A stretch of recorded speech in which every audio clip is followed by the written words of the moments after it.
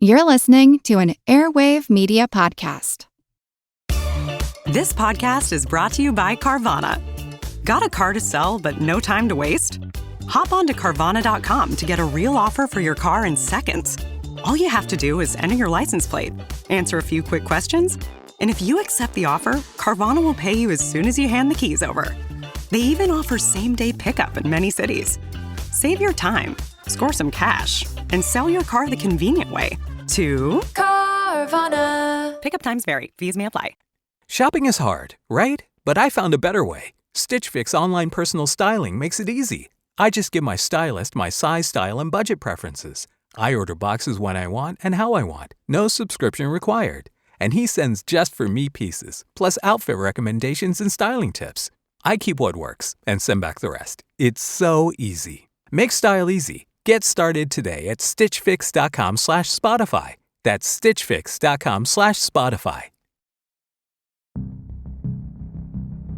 While it is important to point out the weaknesses and errors in pre-Columbian transoceanic contact theories, just as it is to acknowledge the strength of certain of them, for example, the claims of Scandinavian and Polynesian contact with the Americas, it should also be noted that academic consensus does have a working theory for the settlement of the Americas.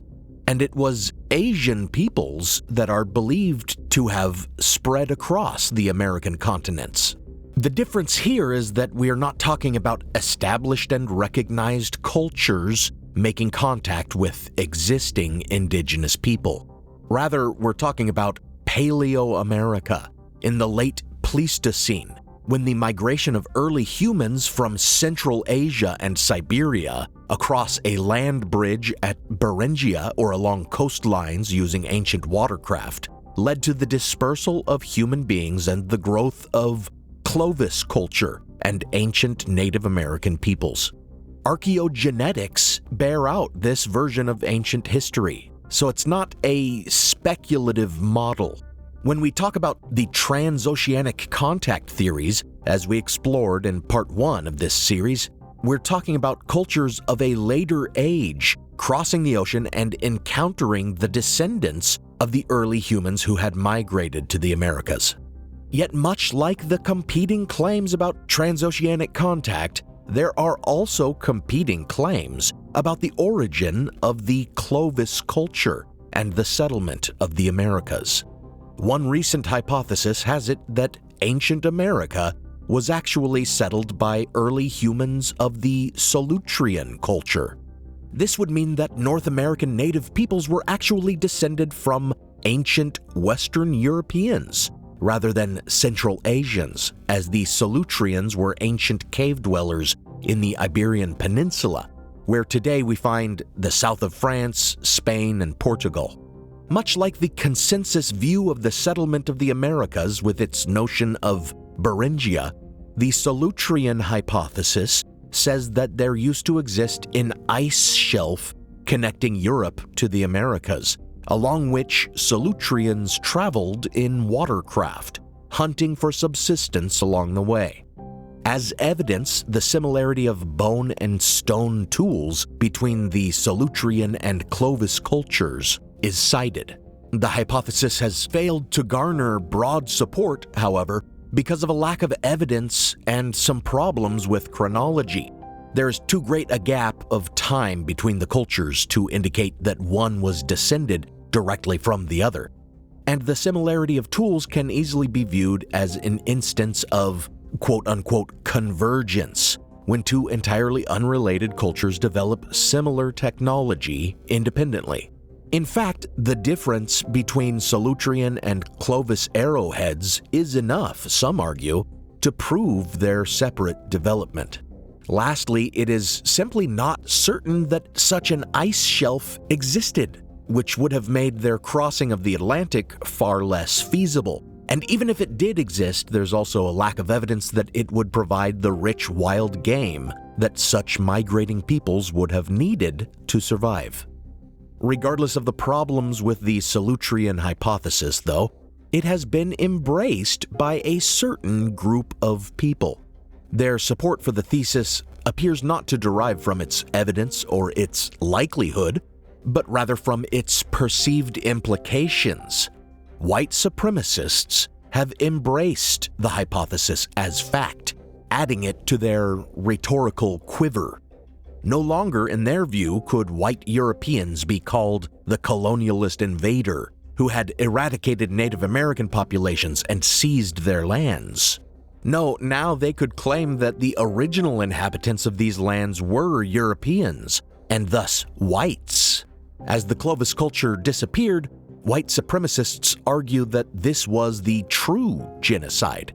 Quote, Solutrean whites being here first and then the red man genociding him, end quote, as neo-Nazi Holocaust denier John Denugent put it.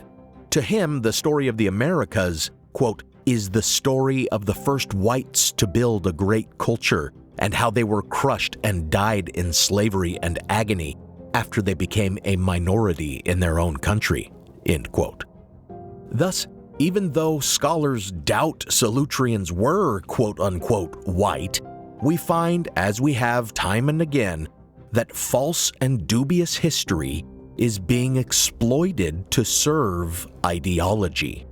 And we find this too with other pre-Columbian transoceanic contact theories, as whoever can claim to have been first to reach the New World from the Old can then claim credit for this great accomplishment and lay claim to these already inhabited lands for their own race or nation. This is historical blindness. I'm Nathaniel Lloyd, and as we examine the claims of pre-Columbian transoceanic contact supposed to have occurred in the Common Era, most of them attributed to Europeans and specifically claimed by the British, we inevitably find an agenda or ulterior motive to each theory's propagation. Thanks for joining me for Before Columbus, Part 2, False Claims.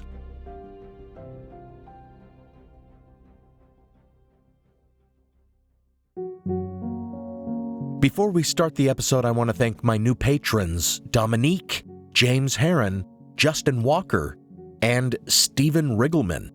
And special thanks to generous new partner patron, Lindsay McAllister.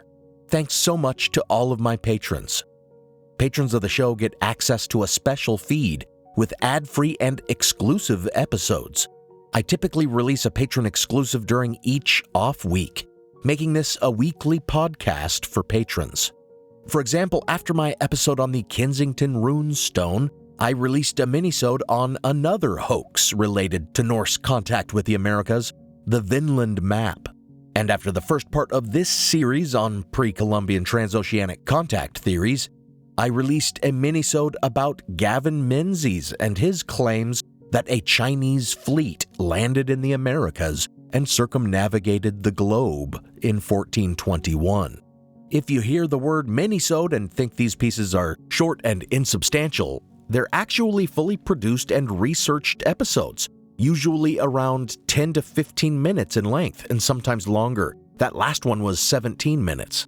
Patron feeds also get episodes early and, as mentioned, their episodes are not interrupted by advertisements or Patreon pitches like this. So visit patreon.com/historicalblindness and support the show. Or you can support what I do with a one-time gift donation at historicalblindness.com/donate, or at the PayPal link in the show notes, or on Venmo at Historical Blindness. Now, on with the episode.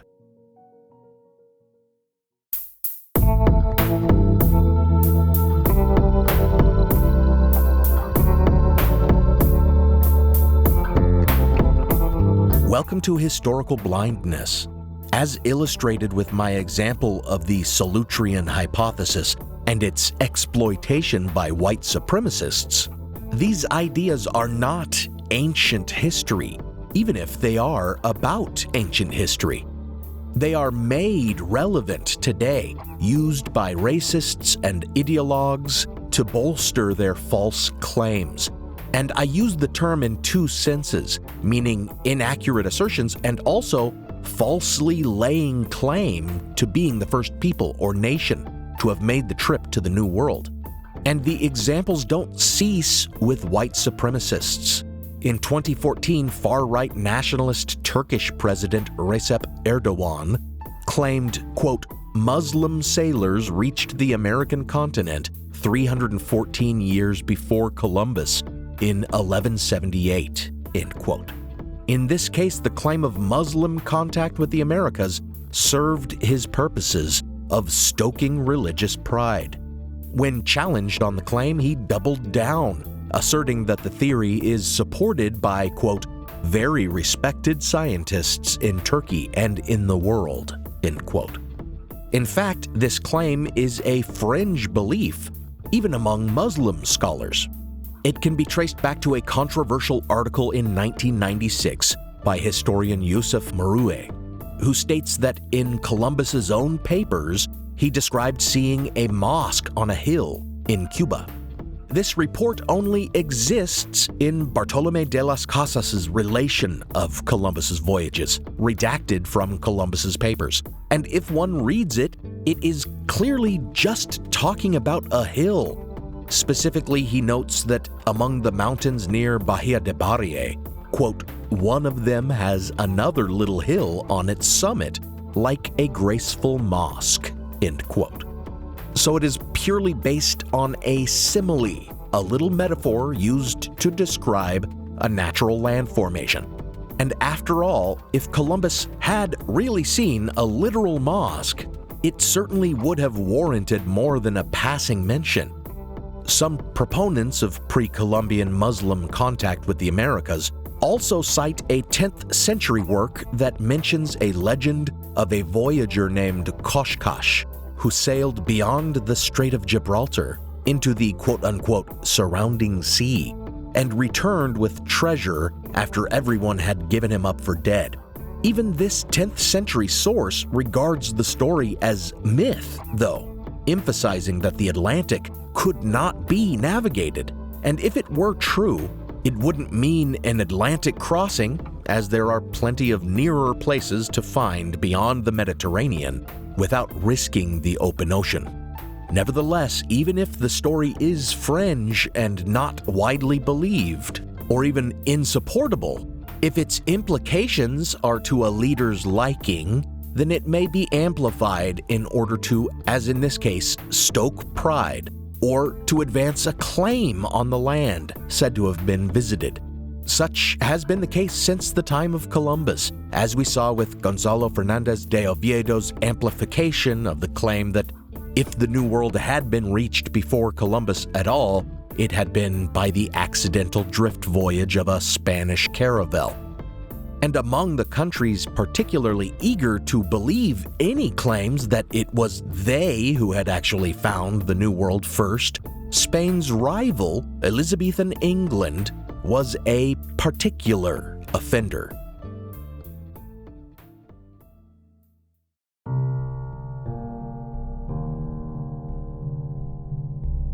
One of the most outlandish claims made on the New World came from John Dee, the polymath and advisor to Queen Elizabeth I, who is credited with being the first to call her realm the quote-unquote British Empire. Dee pleased Elizabeth by composing an argument for her ownership of the New World in his 1578 work, Limits of the British Empire. In it, he argued first and foremost that the lands to the north of the British Isles, Scandinavia and Iceland, had once been conquered by none other than King Arthur of fairy tale fame. But Arthurian conquests did not cease there. No, Arthur went on to take possession of Greenland, the Arctic North, and even all the lands of the New World beyond, southward all the way to Florida and westward all the way to Russia. As the Tudors alleged some distant relation to King Arthur, Dee asserted that Elizabeth could claim royal title to all of these lands, which the Spanish were then exploring and conquering. Even Dee admitted that Arthur was a figure who had been greatly mythologized, stating that there had been many, quote, fables, glossings, untruths, and impossibilities inserted in the true history of King Arthur, end quote. But he argued that Arthurian conquests overseas were part of true British history. The historicity of Arthur is itself a topic worthy of an episode, but briefly, the source for a historical Arthur, Historia Bretonum, from around 830 CE, just calls him a, quote, leader of battles, end quote. There's nothing about him being a king or expanding a kingdom overseas, if this even is the Arthur that inspired later legends. For the first mention of a King Arthur conquering distant lands, we have to wait until 1138 and the very unreliable myth-filled historiography of Geoffrey of Monmouth. But even then, Arthur goes no further than Norway and Denmark. It seems Dee did have a source for his claims, but it was rather threadbare, a legend included on a map by Gerardus Mercator, which referenced a lost work by Dutch medieval traveler Jacobus Nooyen, which itself included information about Arthur's northern and western conquests in a redaction of another lost medieval work called The Deeds of Arthur. Other works contemporaneous to Dee's also seem to have taken all ideas about Arthur's far-ranging conquests from these lost books, which we must view as questionable for a variety of reasons. First, medieval travelers' narratives were notorious for repeating myths and making claims of having witnessed things that only exist in legends, as were medieval works generally, especially those that describe events that had supposedly transpired hundreds of years earlier, as was the case here. And we know that these lost works were full of fictions, because, as Dee and others share, they speak of an indrawing sea that encircles the North Pole, with giant magnets on which ships founder, and massive cities in Arctic mountains. They also tell of Arthur encountering tiny little people at the North Pole and giants 23 feet tall in the distant lands to the west. I won't debate the historicity of Santa's elves here, and if you want a detailed refutation of the idea that giants ever existed, check out my series No Bones About It. Suffice it to say that Dee's sources don't constitute convincing evidence that King Arthur landed in the New World.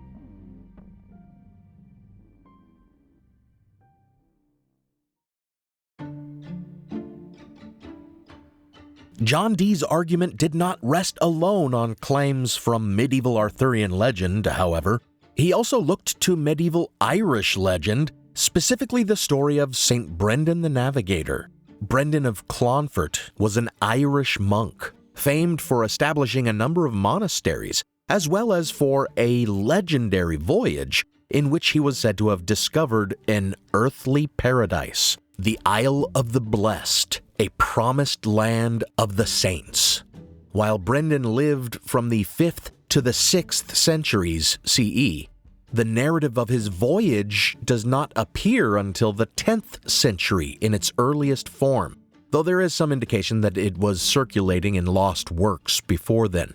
Just as Dee was encouraged in his theories by the maps of Mercator, many were the maps that included St. Brendan's Isle, one phantom island among many supposed to be found in the Atlantic that, like Antilia, were identified with the New World after the voyages of Columbus. However, insofar as we can give weight to the legends of Brendan's voyages at all, we have no real indication of what direction he might have traveled. Far more likely is that tales of his voyaging derived from his sailing along the coasts of Ireland in search of places to found his monasteries. If he truly ranged far at all, considering the currents he would have encountered and descriptions of the blessed isle as warm and temperate, then perhaps he sailed south and found Madeira or the Canary Islands. But in truth, we have no good reason to give weight to the narrative at all. While it's true that the medieval work, The Navigation of St. Brendan, was likely a transmission of an earlier work, or perhaps an oral tradition, it fits squarely within the genre of other Irish Imrama, a kind of old Irish tale of sea voyages. In fact, some scholars suggest The Navigation of St. Brendan is a wholesale adaptation of an existing Imram called The Voyage of Bran. But regardless of how much it owes to Old Irish Imrama, compared to how well it fits into the genre of medieval hagiography, the fantastical biographies of saints, either way it is clear that the work is extremely allegorical and mythological. In it, Brendan encounters talking birds, griffins, sea monsters, and demons. He even runs into Judas Iscariot, who is inexplicably marooned on a rock in the middle of the ocean. It is hard to imagine that it was meant to be anything other than a work of fiction.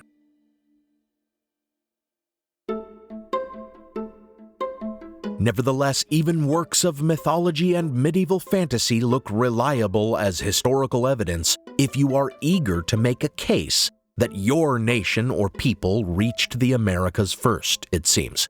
So John Dee concluded that St. Brendan's voyage showed that the Irish too had crossed to the Americas even earlier than King Arthur. And because of the Tudor conquest of Ireland, Queen Elizabeth could further lay claim to any lands the Irish had first claimed.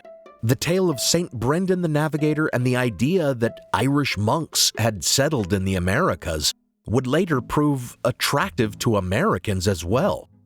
One football coach, insurance agent, and erstwhile archaeologist, William Goodwin, became preoccupied with the idea after inspecting a stone quarry in New Hampshire and deciding that the stacked stone structures there were quite similar to Ireland's cone-shaped beehive huts.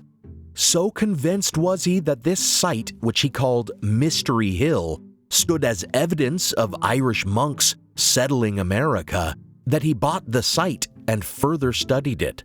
In later years, after it was bought from Goodwin and promoted as a tourist destination, it was renamed America's Stonehenge. In the 1980s, other archaeologists were able to determine that it was not built by Europeans at all. First of all, no European artifact was ever discovered there, whereas numerous Native American tools were found there. Second, tool marks on stones indicate they were quarried using tools consistent with indigenous practices and native stone tools. Carbon dating of charcoal from fire pits indicate that the site was inhabited thousands of years before St. Brendan ever lived, effectively ruling out the Irish monk myth.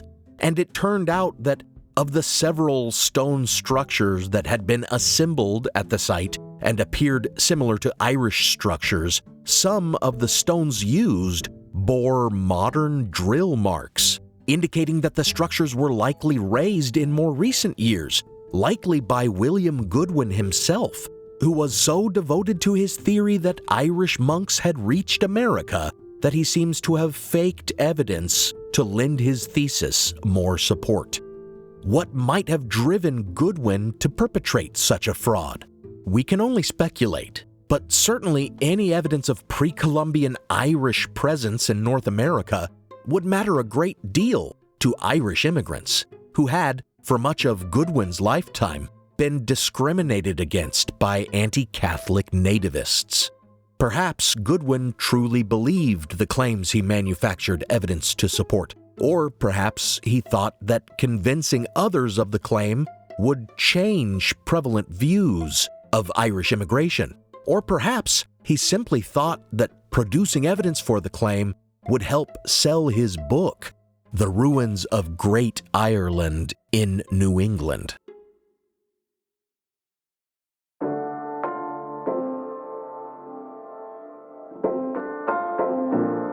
Whatever was the motivation of later Americans like Goodwin in further promoting the myth of Irish pre-Columbian contact with the Americas, John Dee was clearly concerned with claims of sovereignty, and thus his purpose was explicitly nationalistic, which of course at the time was not separate in his mind from racial pride.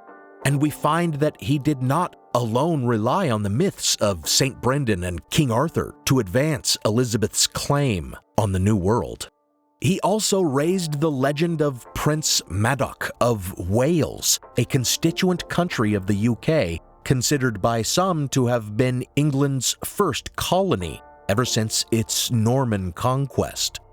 However, Wales is also sometimes thought of as a bastion of the true or purely British people, as ancient Britons had taken refuge there after fleeing Roman conquest. The legend of Prince Madoc is set during the historical period after the death of the prince's father, King Owain Gwynedd, to whom the Tudors also traced their lineage. After the king's death, civil war erupted, with Madoc's brothers vying for control of the country.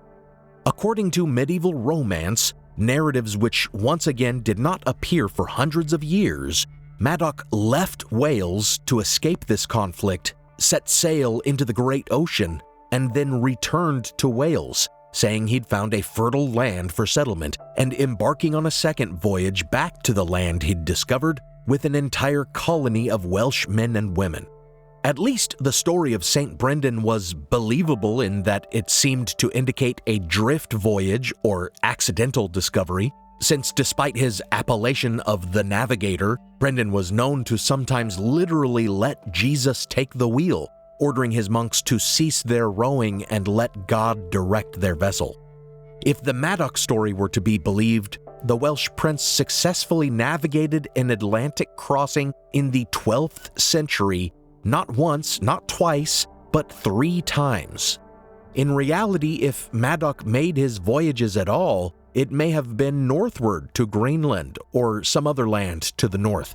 In fact, one of the reports John Dee relied on as support for King Arthur's conquest of the Arctic, that a certain group of what appeared to be Englishmen came from a northern place to the King of Norway in 1364, claiming to be 5th-generation ancestors of settlers from the British Isles, could just as easily have been evidence of Madoc's colony. Just as evidence of Irish monks having come to America is non-existent, though, so too is evidence of Welsh visitation. Dee's evidence, beyond the legend, came only from a single Welsh sailor in Sir Francis Drake's fleet who claimed he had heard Native Americans speaking Welsh. Thus, a myth of quote-unquote Welsh Indians was born.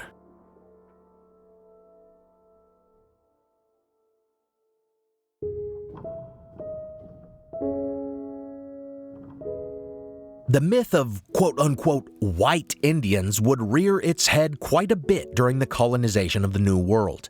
As discussed in my episodes on the lost colony of Roanoke, rumors that the colonists had integrated with native tribes persisted for a while, fueled by numerous claims of elusive light-skinned Native Americans.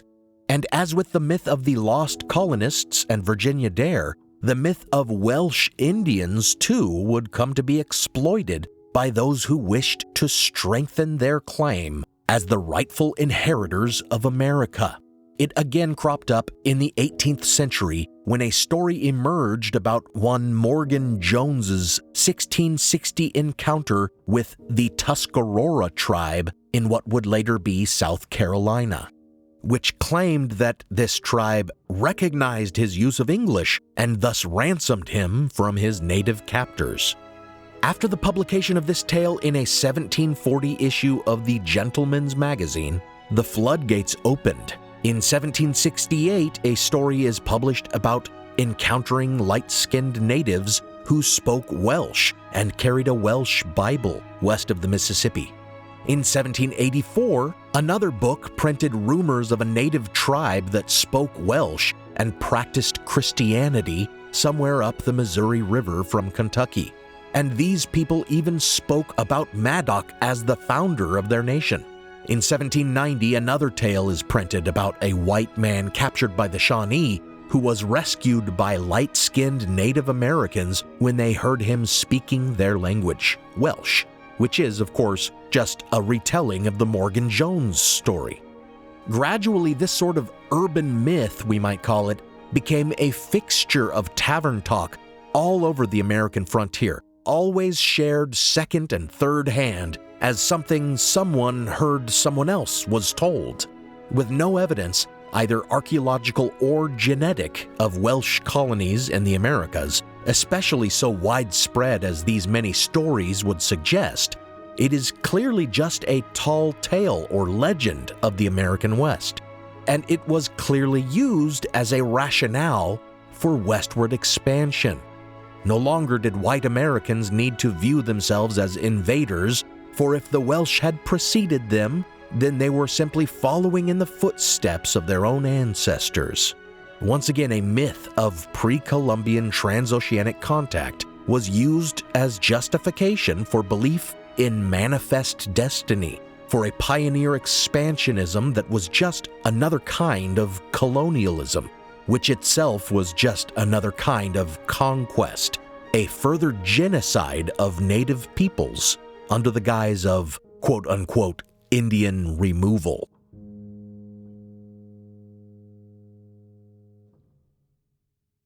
Now for a brief intermission.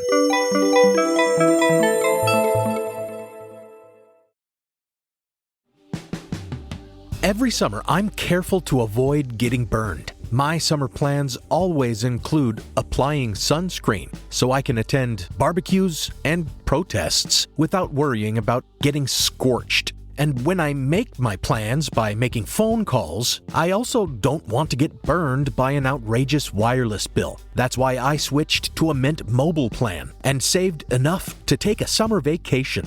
With Mint, I found no difference in speed or coverage, just a big difference in cost. And right now you can switch to a Mint wireless plan like me to avoid sweating those surprise charges and overages. You'll just be chillin' with Mint's offer of 3 months premium service on the nation's largest 5G network for just $15 a month. With high-speed data and unlimited talk and text, it might just be the coolest thing happening this summer. This year, skip breaking a sweat and breaking the bank. Get this new customer offer and your 3-month unlimited wireless plan for just $15 a month at mintmobile.com/blindness. That's mintmobile.com/blindness. Upfront payment of $45 required, equivalent to $15 a month. Limited time new customer offer for first 3 months only. Speeds may slow above 35 gigabytes on unlimited plan. Taxes and fees extra. See Mint Mobile for details.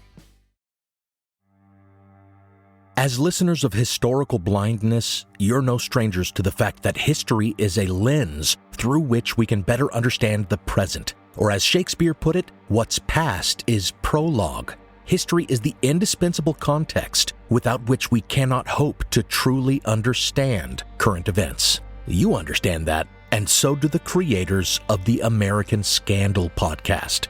Every season, they immerse listeners in the biggest controversies in U.S. history, helping us understand America's dark side and learn from its troubled past. Its latest season, Ruby Ridge Standoff, delves into an incident that sowed the seeds for the rise of the modern radical right. It transports you to 1992, where in a remote corner of Idaho, federal law enforcement surround a small cabin. They've come for Randy Weaver, a survivalist who took his family to the mountains in anticipation of the apocalypse. A simple weapons charge brought the agents here, but the situation is about to explode into a deadly and tragic standoff that will later become a rallying cry for far-right extremists, fueling distrust and violent anti-government sentiment for decades. Follow American Scandal on the Wondery app or wherever you get your podcasts. You can binge all episodes of American Scandal's Ruby Ridge Standoff early and ad-free right now on Wondery Plus. This episode is brought to you by LifeLock. Between two-factor authentication, strong passwords, and a VPN, you try to be in control of how your info is protected. But many other places also have it, and they might not be as careful. That's why LifeLock monitors hundreds of millions of data points a second for threats. If your identity is stolen, They'll fix it, guaranteed, or your money back. Save up to 40% your first year. Visit lifelock.com/podcast for 40% off. Terms apply. Now, back to the show.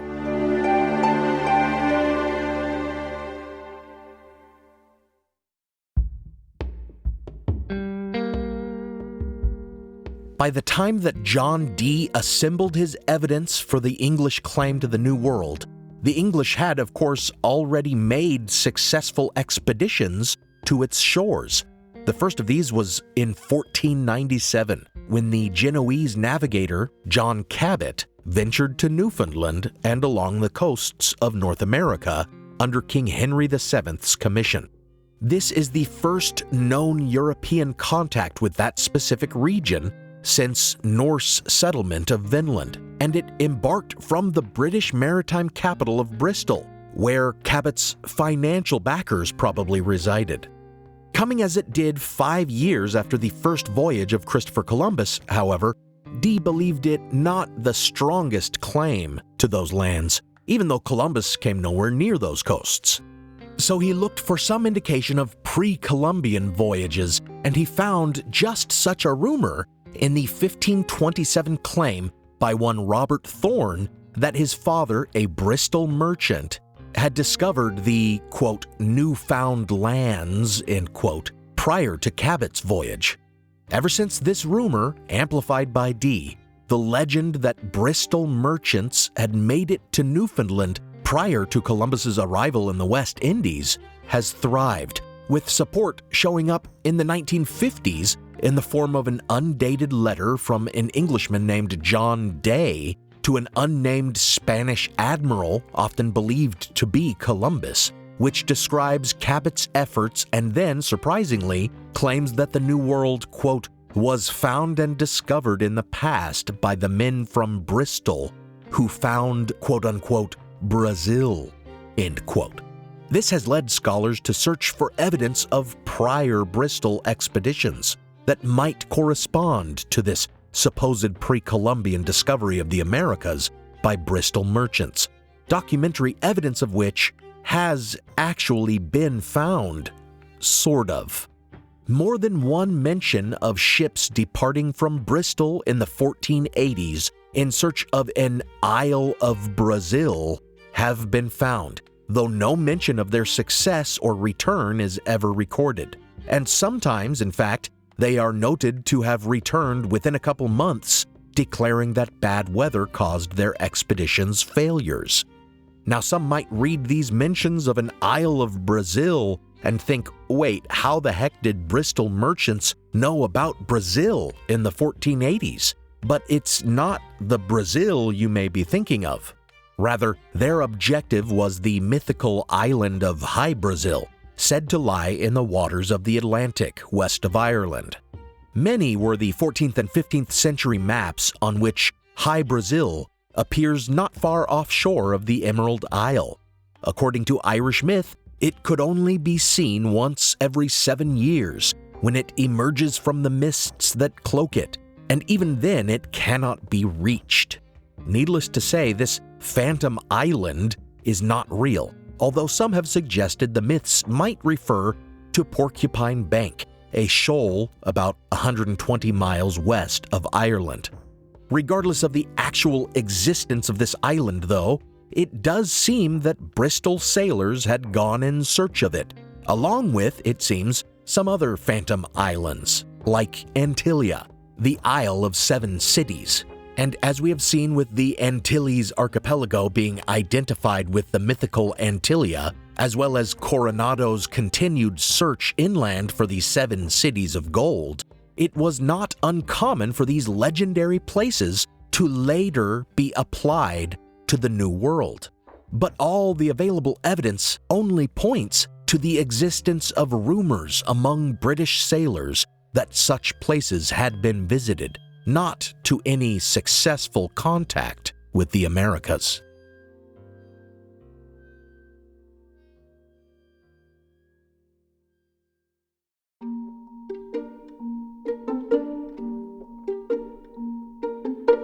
One other theory of pre-Columbian contact with the Americas certainly would have appealed to John Dee and been mentioned by him at the time, were it true and known. And that is the alleged 1398 expedition to the New World of Scottish nobleman Henry Sinclair, Earl of Orkney. Certainly, Elizabeth I was not Queen of Scotland, but as a monarch of the House of Tudor, her family had a claim to that throne and kingdom, which would be united with hers by her successor. Her Aunt Margaret, eldest daughter of Henry VIII, was Queen of Scots, and Margaret's son, Elizabeth's cousin, had been James V, King of Scotland, for 30 years. That made James's daughter, Mary, who was Queen of Scots during Elizabeth's own reign, her cousin as well.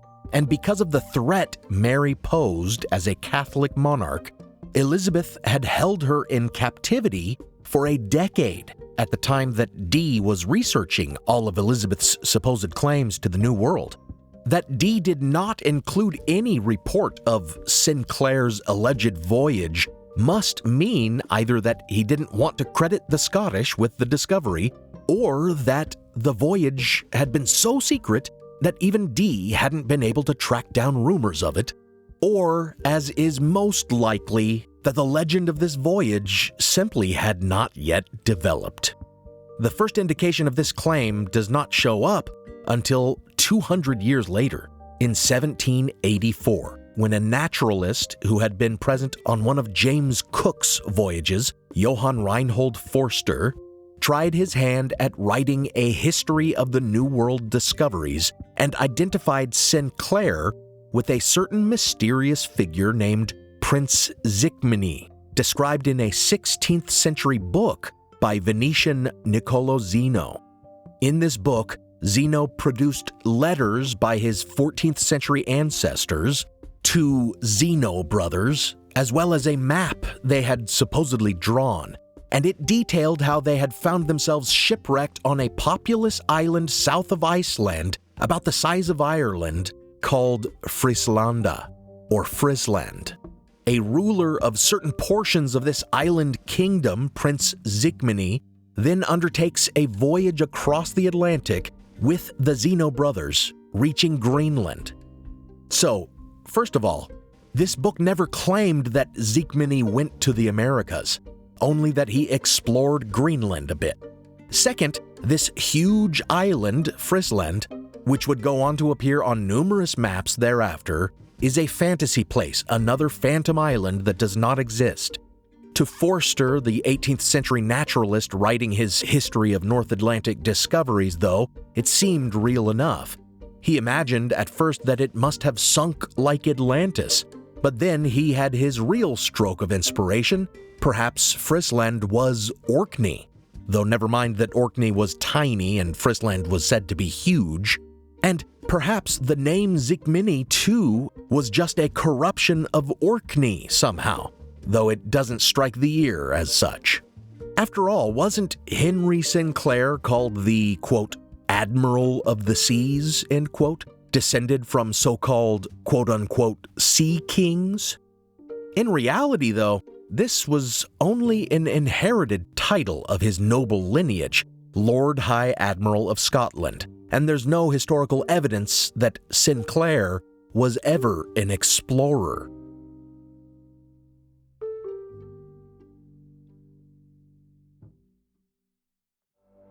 What makes the identification of Henry Sinclair as Prince Zikmini especially effective is that we don't know much about his fate, allowing many pseudo-historians to speculate that he never returned from the Americas. However, there is documentary evidence in the form of the Diploma of the Succession of the Earldom of Orkney, a genealogical document, that Henry Sinclair simply retired to his lands in Orkney and at an advanced age was, quote, slain there cruelly, end quote, likely during an English invasion of 1401. But regardless of the merits of the argument identifying Sinclair with Prince Zikmini, and really there are none, the entire theory rests on the idea that the story about the Zeno brothers is true, when in fact the map of Frisland it produced is nothing but fantasy.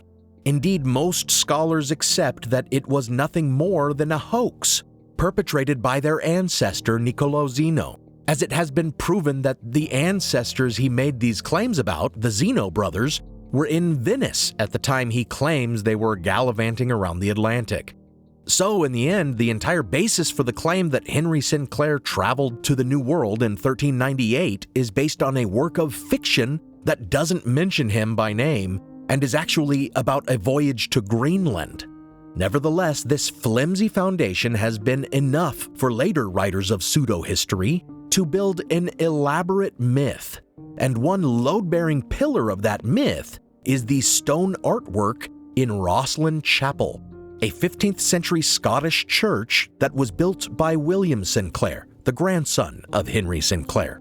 Like evidence we have seen used before to support weak claims of pre-Columbian transoceanic contact, this too relies on a subjective interpretation of artwork, for around one window are carved some patterns that appear to represent plants, and they are popularly claimed to be depictions of maize and aloe, both plants native to the New World that would not have been introduced to Europe at the time of the chapel's construction. However, experts whose opinions should be given more weight on the topic, such as botanists and archaeobotanists, reject this interpretation of the art, suggesting that none of the carved depictions of plants in the chapel are realistic, and that carvings taken to be maize are more likely stylized representations of wheat, flowers, and strawberries. As for the supposed aloe plant, it's pointed out that even if explorers encountered the use of aloe sap, it's unlikely they would have identified it with the plant itself, and the carvings claimed to be of aloe leaves are just very common greenery patterns, such as was often carved into wood for decoration.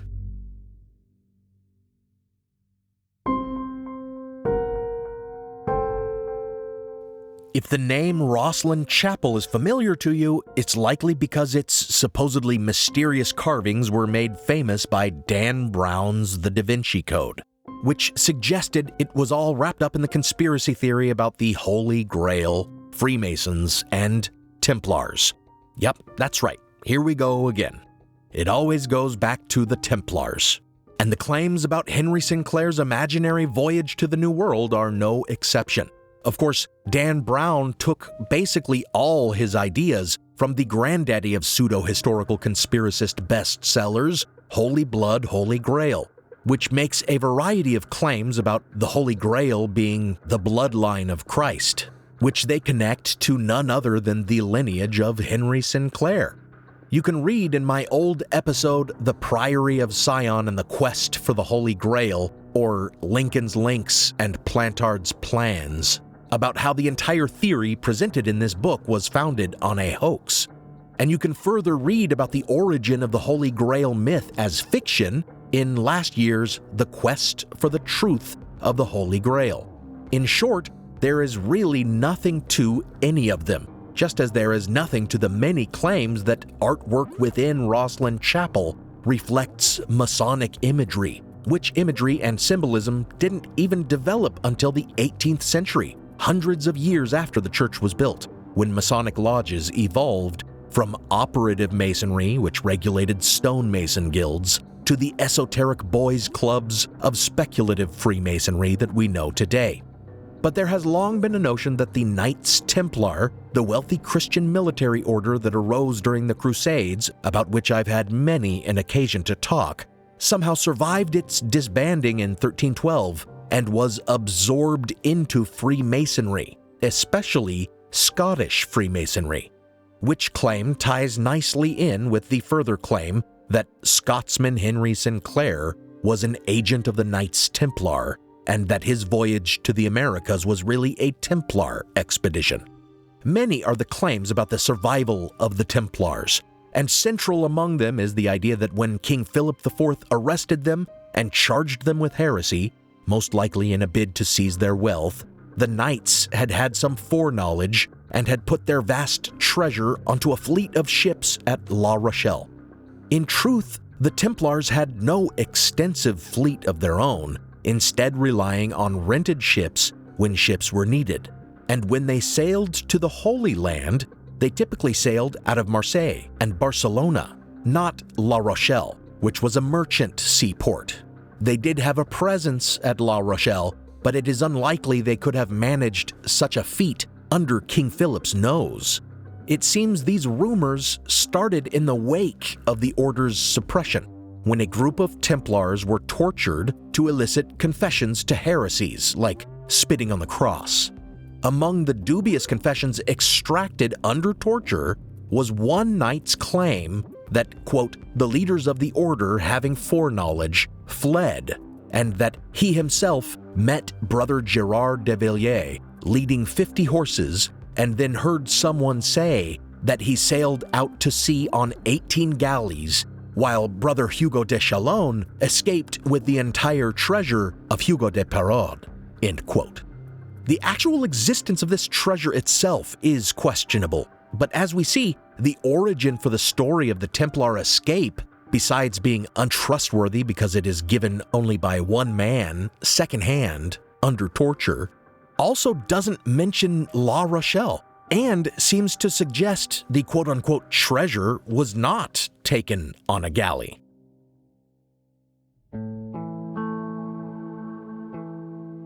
Regardless of the reliability of rumors about Templar escape, pseudo-historians have constructed an elaborate post-suppression history for the Templars, suggesting they sailed to Scotland, where they fought for Robert the Bruce in the Battle of Bannockburn, even though there are no historical records of any French presence there at the time, and surely the arrival of French-speaking knights would have been remarkable.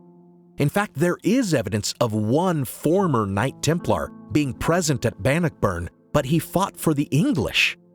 It is further asserted, again without convincing evidence, that Templars essentially founded Scottish Rite Freemasonry, and that the Templars can be linked to Henry Sinclair through the tenuous connection that hundreds of years later, the first Grand Master of the Grand Masonic Lodge of Scotland also happened to be of the Clan Sinclair, though this was a big and powerful clan with many members. In Sinclair's own time, there was no Scottish Rite of Freemasonry, and there is furthermore no evidence connecting him to the Knights Templar, despite some writers speculating about the Sinclair family's French branch, the St. Clairs. In reality, when the Pope suppressed the order, it appears that there happened to be just 2 Knights Templar in Scotland already, and Henry Sinclair actually testified against them. Of course, the fact that Freemasons would, hundreds of years later, begin to adopt the symbols of the Templars just encourages this false notion about Templar persistence. But they are just one of numerous self-styled orders to have exploited the legend of the Templars and used it as branding. There were also numerous temperance organizations that identified themselves as Templars, but no one believed these teetotalers represented some sort of continuation of the original brotherhood. And actually, the Templars really kind of did evolve into other organizations. And we know this because it was no secret. Most of their assets were given to the Knights Hospitaller, and after the order was dissolved and the knights themselves actually absolved of all heresies, which historians learned only about 20 years ago with the discovery of the Chinon parchment, many Knights Templar were absorbed into a new brotherhood called the Order of Christ. And if one were looking for a connection between the Templars and explorers of the New World, that is where one should really look, for the governor of the Order of Christ in Portugal was none other than Prince Henry the Navigator, not to be confused with Henry Sinclair, himself confused with Prince Zikmany. This Henry the Navigator, an explorer of islands off the coast of West Africa, is credited with initiating the Age of Discovery. It was actually at his school that Christopher Columbus learned seamanship. But this real connection is apparently too prosaic, and conspiracists prefer connecting them to secret societies, despite a lack of evidence.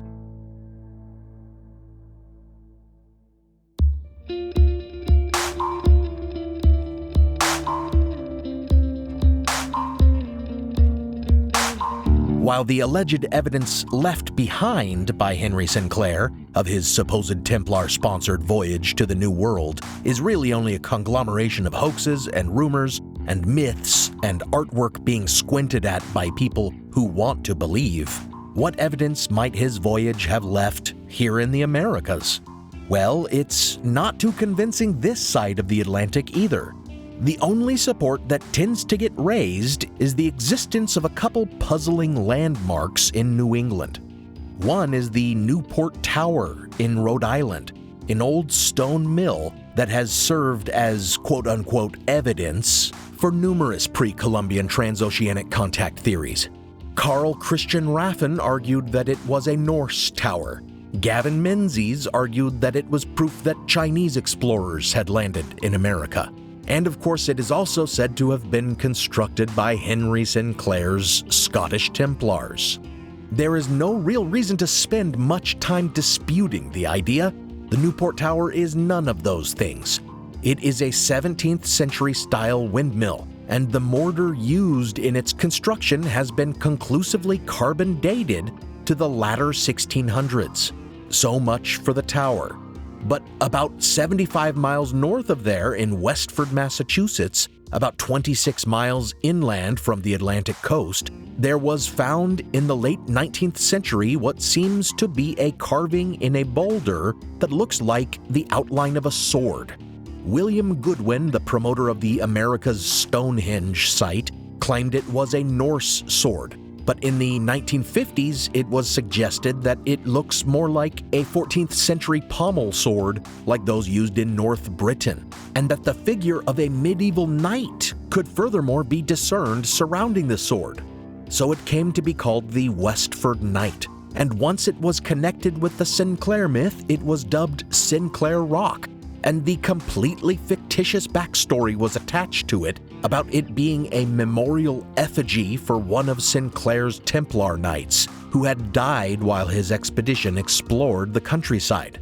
However, archaeologist and fake history buster Ken Feder has pointed out that compared to gravestones in the same region, this petroglyph appears a little too discernible, having not weathered as it surely would have, suggesting that the sword was carved in the 19th century with an awl, and that through the years, as the stone's fame grew and further elements of its carving, like the knight's figure, seemed to appear, that these two were added or are completely imaginary, seen in the glacial striations of the boulder in the same way one sees shapes in clouds. And isn't that a lot like many of the alternative history and pseudo-historical claims I examine in this show? It fools the naked eye, seems about right at first glance, but look deeper into it, and it's nothing but misapprehension, often based on fraud. And there is in fact another pseudo-historical myth connecting to the Sinclair myth and the myth of a Templar voyage to the New World that likewise turns out to have little basis in reality, but which warrants its own episode: the myth of a treasure at Oak Island in Nova Scotia.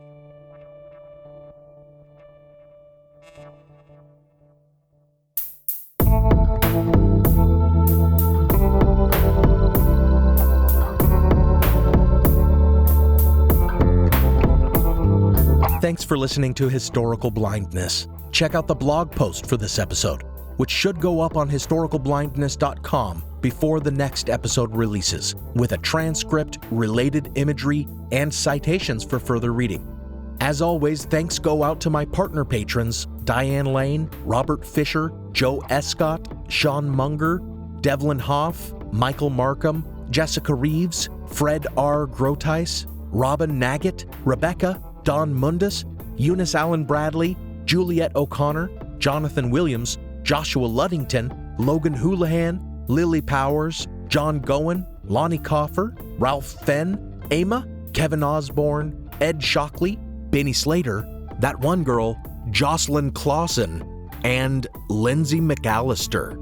thanks for joining me to squint at the magic eye poster of historical myths and misconceptions. Like I said, just relax your eyes, and then the real picture starts to emerge. This podcast is part of the Airwave Media Podcast Network. Visit airwavemedia.com to listen and subscribe to their other fine shows, like The Constant and The Conspirators. Some music on this episode was licensed through a Blue Dot Sessions blanket license at the time of the episode's publication. Additional music is by Kai Engel, licensed under a Creative Commons Attribution license. Check out the show notes for a list of the tracks used. You can support the show by pledging on Patreon or by making a one-time donation on PayPal. Find those links in the show notes, or find me on Venmo at Historical Blindness. Until next time, remember, what some call hard evidence that proves their theories is sometimes also touted as concrete proof of something else altogether. Just as the Westford Knight somehow proved both Norse and Scottish contact, and the Newport Tower supposedly proved Scottish, Norse, and Chinese contact, so too the Olmec colossal heads were said to prove both African and Chinese contact, and Dighton Rock was said to prove Norse contact and Portuguese contact and ancient Phoenician contact. But all these artifacts really prove is that when it comes to supporting fringe theories about the past, one sees what one wants to see.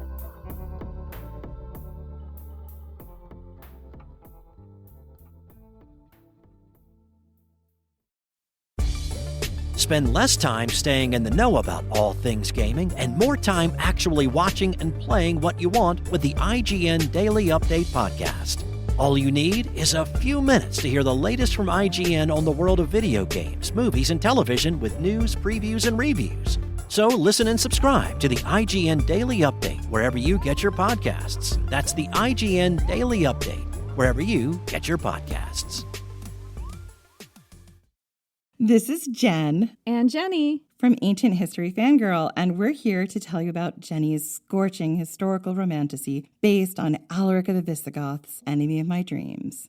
Amanda Boucher, best-selling author of the Kingmaker Chronicle, says, quote, "This book has everything: high-stakes action, grit, ferocity, and blazing passion. Julia and Alaric are colliding storms against a backdrop of the brutal dangers of ancient Rome. They'll do anything to carve their piece out of this treacherous world and not just survive, but rule." Enemy of My Dreams is available wherever books are sold.